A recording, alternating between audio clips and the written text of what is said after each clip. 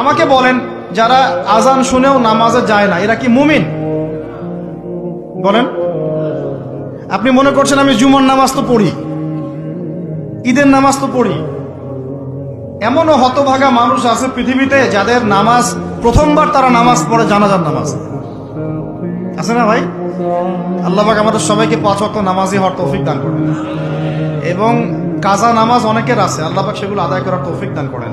আল্লাহ পাক ছাড় দিচ্ছেন আমাদেরকে, ছেড়ে দিবেন না কিন্তু। তোমরা যারা এখন নামাজ পড়ছো না, সওম রাখছো না, হারাম কাজে লিপ্ত আছো, হারাম খাচ্ছ, এবং জেনায়, পর্নে, মাদকে লিপ্ত আছো, অহেতুক সময় নষ্ট করছো, দিনের কোনো ফিকির নাই, আল্লাহ পাক কিন্তু সবকিছু দেখছেন, আল্লাহ পাক কিন্তু সবকিছু শুনছেন। আল্লাহ রাব্বুল আলামিন সুযোগ দিচ্ছেন, সময় দিচ্ছেন, তাই বলে কিন্তু আল্লাহ পাক ছেড়ে দিবেন না।